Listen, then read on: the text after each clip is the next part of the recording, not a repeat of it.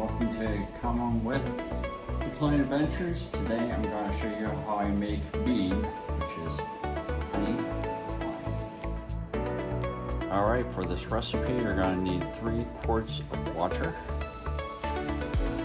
2 pounds of local honey if you can get it.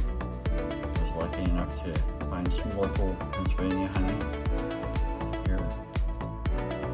You're going to need 2 16-ounce bags of frozen blueberries, but make sure they're thawed, so just let them store in the refrigerator until you're ready.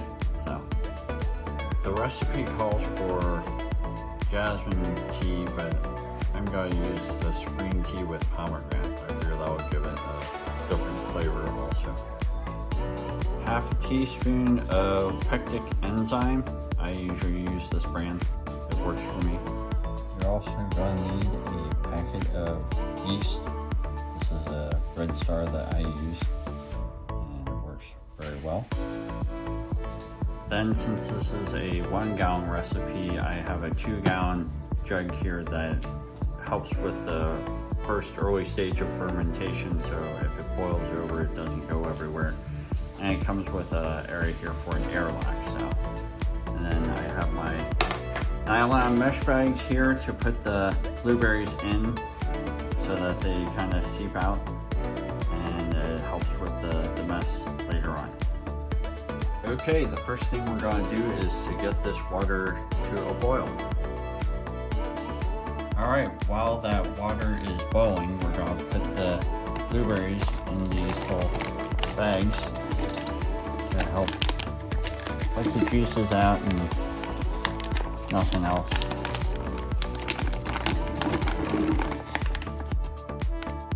As you probably noticed, it's not as easy as it looks, so I'm going to try this again without getting any of the blueberries outside the bag.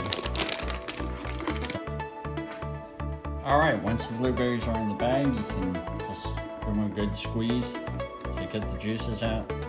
And then we'll just let it sit here until the water is ready to be poured over top of it. Once you have the blueberries in the primary here, you can also add your tea bag. You can also add your half a teaspoon of pectic enzyme.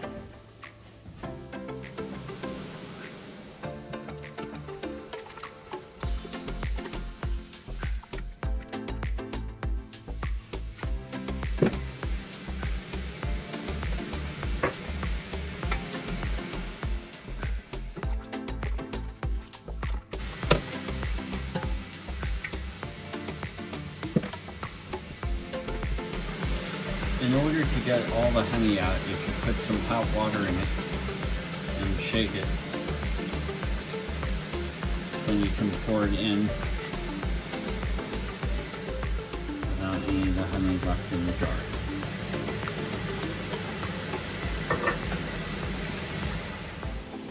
Now you'll want to let it boil for like 20 minutes.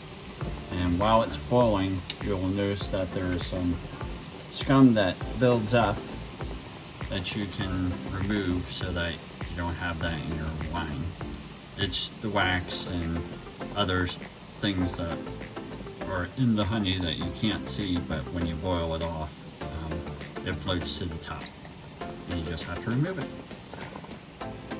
Throughout the boil, just periodically remove that scum, and it's amazing, it'll keep on popping up.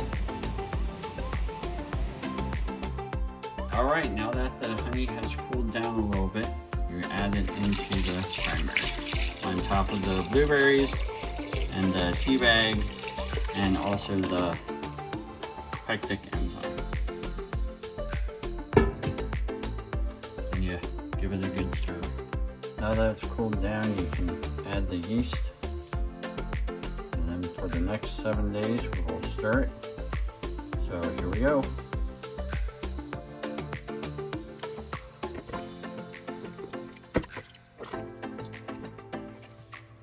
Okay, go ahead. This is one of our guest vineyard experts. She is stirring it on day number 2 to make sure that everything gets stirred well. and she is doing an excellent job. Thank you for your guest appearance.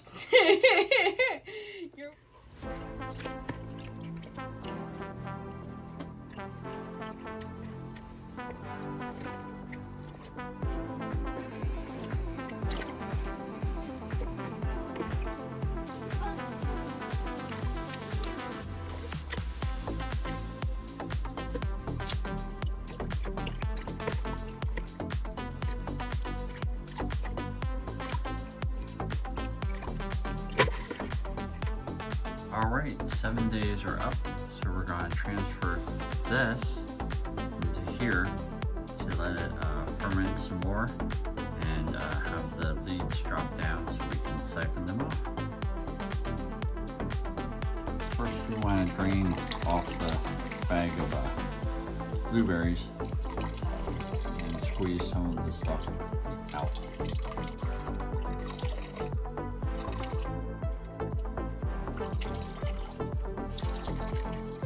Next what we'll do is we'll siphon off the honey mead from the container into our secondary where it can ferment some more and also drop the leads off the line. Alright, the mead is transferred over into its secondary, and I had some a little extra here for when you are taking off the leads. It helps to have a little extra to top it off. And as you can see, it's starting to bubble pretty good, which is what it's supposed to do.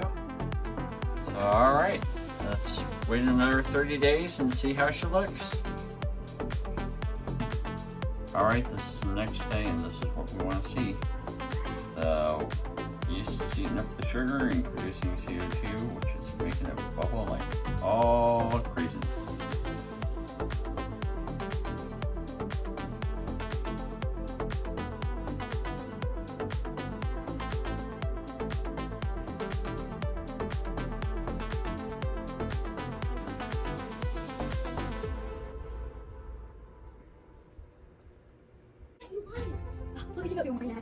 Whoa. Line up. Daddy, don't like the light. Whoa, what is this?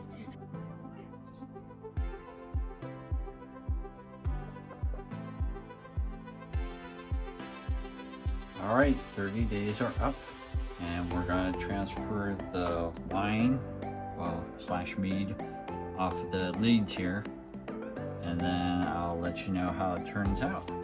We're going to transfer it over here into this jar.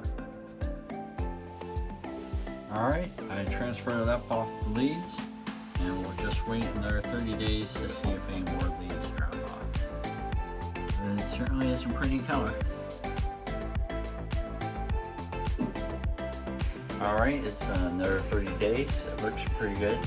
So I'm going to bottle them up into here using my bottler. And what it does is it has a little stem out there that prevents the wine from coming out, or when you press down on it, it lets water wine out. So, easier way to fill it. Alright, tell them what we're doing. We are making wine. Say we're filling up the bottles using our bottle. Like and subscribe, guys. That's right. And my name's Hudson. This is my daddy. Bye. Make the video, Dada. Alright, the next phase is we're going to cork them. I usually use number 8 corks, and I like to soak them in water. It seems to help them slide down the bottles a little bit better once we go ahead and do that. Now I'll show you how I do it.